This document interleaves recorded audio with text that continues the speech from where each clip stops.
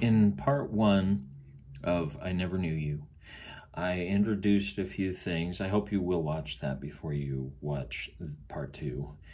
I introduced a few things for context. I shared the passage that said, I never knew you, depart from me.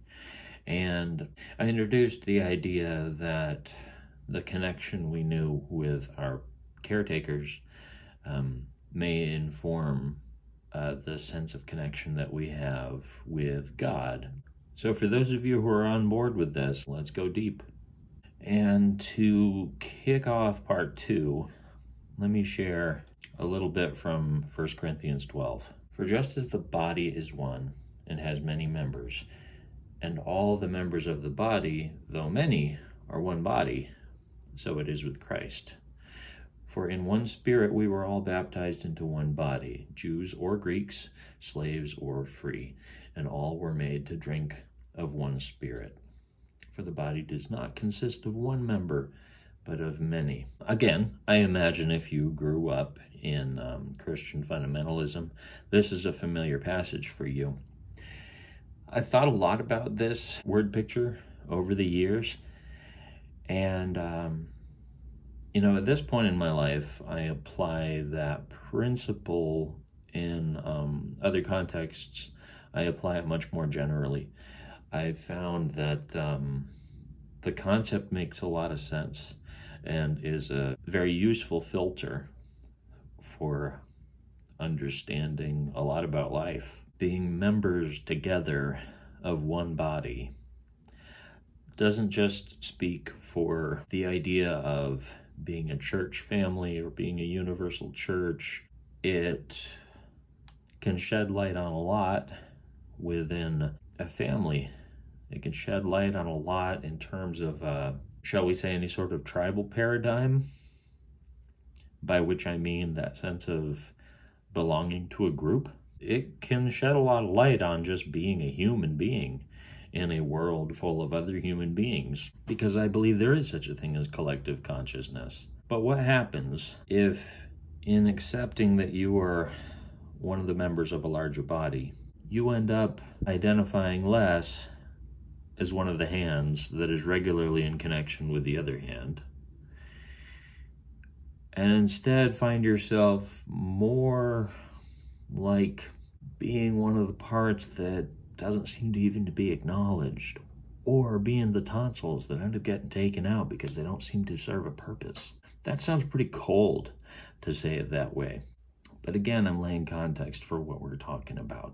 The big word for this episode is connected to the concept of attachment styles. You may be familiar with the idea of having a secure attachment, an anxious attachment, an avoidant attachment, and that can be a model for understanding how our family of origin prepared us for the style that we'll interact with in relationships throughout our life. That's not to say that that is fixed in place, by the way. It's not even to say that it's the be-all, end-all in understanding our connections with others. It's a model for understanding these things. And you might be interested in looking into attachment theory and attachment styles. It's not hard to find stuff about it. But within that, the big word we're going to be looking at today is attunement. Attunement is a thing we learn to recognize, or recognize the absence of, from an age far younger than we're able to articulate what we're recognizing. So I'll throw another term out there for you. There are mirror neurons, and it's possible that mirror neurons actually account for our capacity as humans to form bonds with others, to indeed form relationship with others. Mirror neurons are developed in the human brain before you are a year old. And they're very important, because consider how a mother interacts with her infant, and consider how much information, not just information, but like how much emotional information as well is being transferred by a mother engaging with her child, reflecting in real time that she is connected and engaged and is tracking with what her child is feeling. Now, that doesn't mean direct mirroring at every moment. It's not like the baby makes a sad face and the mom's going to make a sad face back. It's not always a one-for-one mirror image, but if the baby is sad, the mother's responding to be there for the baby's needs. So that's what attunement is. It's tuning into the other one's experience. So from infancy, we are equipped not to articulate what our experience is, but we are equipped to experience it. And from that young, we are able to gauge whether the ones who brought us into this world and who we utterly depend on for life, whether they want us there, whether it matters that we are here. I don't think it would be a stretch to say that at that stage of development, our caretakers are God to us, because they're the ones we depend on for everything, including our identity, our self-concept, and our sense of whether we belong, and whether we bring happiness and joy, or whether we bring a burden, or whether we bring anything at all. So recognize that a lack of attunement or misattunement, and that could be a good Google search term if you're wanting to look into this for yourself, equates to emotional neglect, which is a complicated one, right? Because if you were outright abused, it might be a little easier to recognize that it was abuse. But if you were emotionally neglected, it can be hard to even identify that. You may instead just look back and think, I just had kind of an uneventful childhood. One thing I mentioned in part 1 was that I didn't want you to get down on yourself if you found it hard to bring many childhood memories to mind. I know that I just have moments. Some of them seem pretty random. I don't know why certain things stick and a lot of other things don't, but there's a lot I don't remember from childhood. And I've heard some people say that that's just plain normal. I've heard some people say that it indicates a trauma response, that you might be blocking out a lot, regardless of whether there's a hard and fast theory about why somebody wouldn't remember most of childhood. For myself, I tend to think you need emotional engagement in order to create memories, or at least in order to glue those memories on so that you don't lose them. And amidst the many good things that I could list from my childhood, I would have to say that emotional engagement is perhaps the biggest thing that I look back and realize was missing. And I wonder if you would find that to be the same for you. When you grow up emotionally neglected, first of all, that doesn't even necessarily mean you had parents who didn't care about you. You could have parents who love you and still weren't attuned to you. So, ultimately, this isn't about villainizing anyone. In fact, we could say trauma begets trauma and say, look, there are these people who didn't get what they needed, and then they brought up children who didn't get what they needed because they didn't have it to offer. That's not excusing anything, but it's also not unnecessarily villainizing anyone. But if your life and your concept of where you fit into the universe and what part you played as one member of a larger body, if your sense was that it didn't matter if you were here or gone, then that would fracture your sense of identity. That would fragment your self-concept. A friend shared a podcast with me. This is a Christian podcast, so my guess is if you found your way to my channel and this playlist, you may not be interested in listening to Christian podcasts. I'm going to go over the 6 basic points that Adam Young went over in his podcast, which is called The Place We Find Ourselves. This was from Season 1, Episode 2. The title of the podcast, if you're interested in checking it out, is Why Your Family of Origin Impacts Your Life More Than Anything Else. I think Adam was quite well spoken on this topic, so it's one that I would recommend checking out if this subject matter resonates with you. But in that podcast, he describes 6 things that every child needs from their caretaker. First of all, attunement, without which we end up feeling unheard and unseen. I'll mention at this point, I think it's safe to say I was the most emotionally extroverted one in my family of origin.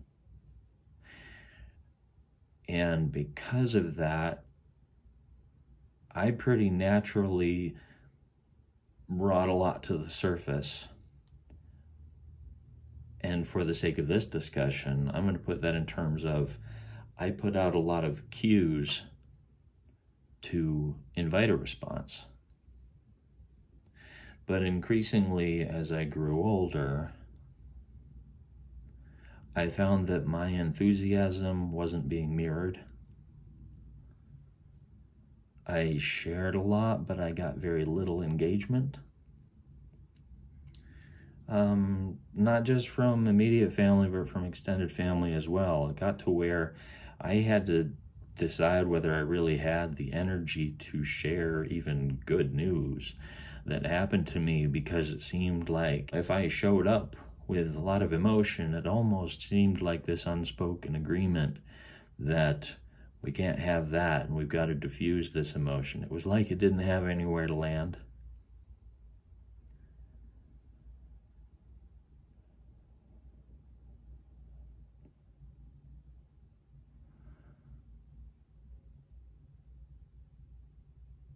Which resulted in a lot of things. And actually, it's not too different from being an infant who doesn't have the words to articulate what the experience is, because a lot of this is hard to make sense of, even as a kid, even as a teenager, even as a young adult. Especially if if your heart wasn't fully acknowledged, then you end up not really knowing your own heart, because you're counting on your caretakers to teach you how to know things. And if your material needs were met, but your emotional needs were not, then weren't you kind of being taught that those weren't even real needs?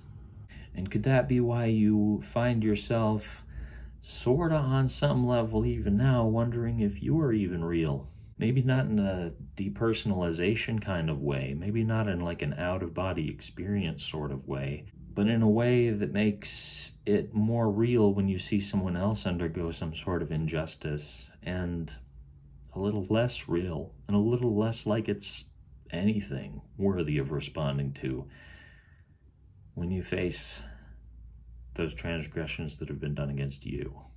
If you're taught to not even recognize emotional needs as needs, then you can end up being confused as to why you feel empty and unfulfilled when you're doing everything that you know to do. But increasingly, as I grew up, it's true that I felt alone. It's true that I didn't feel seen. And I've described my existence as, it sounds dramatic to say this, I've described it as feeling kind of like a ghost. Like I'm here, but it doesn't really seem like it matters that I'm here. I've felt for a lot of my life, like life would go on pretty much unaffected if I were just gone. Which is a lot more to consider, right? Because what is it that proves to anybody that they matter? I think a real connection is what proves that. And a real connection means an open heart. Because if all that your conversations with loved ones consist of are sharing descriptive updates, maybe sharing the thoughts that you both have in some sort of theoretical space that never gets too personal, never gets too vulnerable, well, you're setting a baseline for what's allowed and what's not allowed in that relationship. And it may be because both of you have pain that you haven't worked through. But whatever it came from, it's still there. Still saying, this is where I'm comfortable going and this is where I'm not willing to go. Which is why you could know somebody for decades and still ultimately have to admit, I never knew you.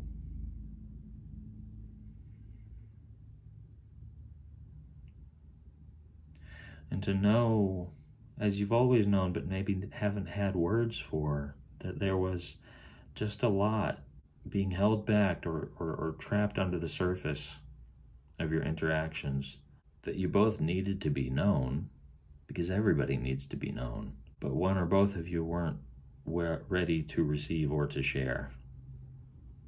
And so it becomes your existence to live that way. And when repeated testing in the form of just sharing something real, whether it was how I was feeling at the time or whether it was something I created, when my showing up repeatedly resulted in no convincing reactions to show that my presence resonated with someone else, especially with someone else who I cared about. The long-term lesson I internalized, whether I could articulate it or not, was, okay, I exist, but I can't make myself matter. And I don't know, maybe that's why I went to school and then went back to school and then went back to school. Maybe collecting credentials was some way that I attempted to fill a void.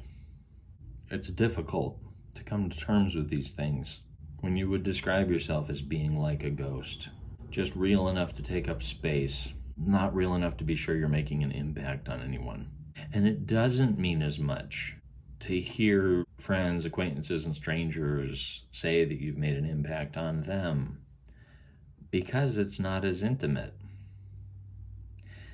Because those are not the people who hold the, I could even say the clout to have a majority vote in whether you matter or not. Those become like compliments that are easy to talk yourself out of receiving. Oh, well, you just feel that way because, oh, well, I could have been just anybody doing that for you. Whether it's taking satisfaction in your job or whether it's volunteer work. Whatever it is that you are offering of yourself to reach out to others, you may be receiving validation from any number of directions, and you know that it's still not filling the vacuum, because the vacuum isn't there because you're wondering if you're capable of doing good things for people. It's there because you're wondering, am I good? Was I even worthwhile? If all of this discussion so far has felt neither here nor there for you, let me ask a pointed question. How far back in your memory would you have to go in order to remember a time when one of your primary caretakers truly delighted in you, and you knew that for sure? After attunement, the next major points that Adam Young made in his podcast were that a child needs responsiveness and a child needs engagement. So not just that sense that you're being acknowledged in what your experience is, but truly being pursued, to be known, to know that someone wants to know you, desires it. The fourth major point in that podcast is that a child needs help regulating their affect. If you're not used to hearing the word affect in that context, think of it as being part of the word affection. So it's like your ability to express your feelings. So think of this as like learning how to regulate your emotions. I think this is where doing all things without murmuring and complaining maybe became overblown, like a good principle that was then distorted by a funhouse mirror for a lot of us in our experience growing up in the church. Because I don't know about you, but I don't remember it being okay for me to express much that was negative. I'm sure that I did express stuff that was negative, but what I can recall is that over the course of time, I learned less and less to voice that. And in fact, this overlaps with Adam Young's fifth point, which was that a child needs their parents to be strong enough to handle their negative emotions. This is a weird one to think about, because not only were we not supposed to murmur and complain as, good Christian kids, but as I've talked about before, there was a lot of shame around a lot of things when you grow up in the fundamentalist church. So there were certain things you might be punished for if it were on the level of like disobeying the rules of the house. But there were other things I think a lot of us learned to just not talk about. Things we learned to just not have it come up in conversation. Because it wasn't just shameful to be in open rebellion, to be intentionally living in sin. We actually came to feel ashamed of just having issues, of having anything to deal with. And so for any kid coming up on puberty and entering their teen years, being left to figure out everything that comes with that alone, well, that's its own can of worms, isn't it? In my memory, the birds and the bees talk was just something that was worked into our homeschooling curriculum. And so that became just one kind of awkward biological conversation with Mom one afternoon as part of school. And because of all that wasn't communicated or openly welcomed, it became kind of clear that this wasn't going to be an ongoing discussion or something to feel very free to talk about. And I think I have to guess that was the case for a lot of Christian kids. There was so much that just made sexuality seem like more of a thing to be ashamed of rather than a thing to learn how to steward. So even though there was this kind of cognitive understanding, hey, we're all sexual beings, I think there were a lot of us Christian kids who were left to figure it out for ourselves. We were kind of given this pretty polarized sense of here's what you do, here's what you don't do, and mostly here's what you don't do, and handle it yourself. And that's not the greatest of all things, to be left in isolation to find your way through. Number 6 out of the 6 main points in that podcast was that a child needs parents who are willing to repair disconnection. This sure seems like a complicated one, huh? If you didn't have it straight along, what would it even look like once the damage is done to make repairs? Because it's great when there can be mutual understanding of what went wrong. But even when there's an apology, and frankly, even when there's forgiveness, that doesn't change what's already stayed a certain way long enough to set and become your way of being. I learned from an early age that I don't have anyone to share my heart with, which has made me more guarded than I thought I was, in ways that are not always obvious to other people, but have become increasingly and painfully obvious to me. The longer I've lived, the more I recognize how little I trust anyone even though I want to. And now, even when I'm open with people, I still have my limits as to what I'm comfortable being open about. And oh, make no mistake, transparency is not the same thing as vulnerability. There's plenty that I can be transparent with people with as a way of feeling out what kind of response I'm going to get from them, what kind of engagement I'm going to get from them. Are they going to show me something real after I show them something real from my life? Or are they going to dismiss it as if it didn't matter that I shared anything at all? We learn to gauge what we're getting from others in response to what we're giving, right? But if you grew up not getting what you needed emotionally, I'm going to guess that you learned, because you had no alternative, to handle things on your own. And that even if circumstances changed with the passing of time, you end up still operating based on what you had to do for so long. You learn not to rely on others because you couldn't rely on others. And so even if circumstances change with the passing of time, maybe you find that it's an option to rely on others, but why would you? Because for one, it feels unnatural to do so. And for two, even if it's not optimal, you've technically survived this long. So why would you change from what has become force of habit? And as I describe it that way, I'm trying to be realistic. I know it sounds depressing to put it that way, but I think it's only fair to be frank about what we're up against if we're looking to make any kind of change after this much time has passed. The tricky thing that remains, though, is what if there is a way into finding God?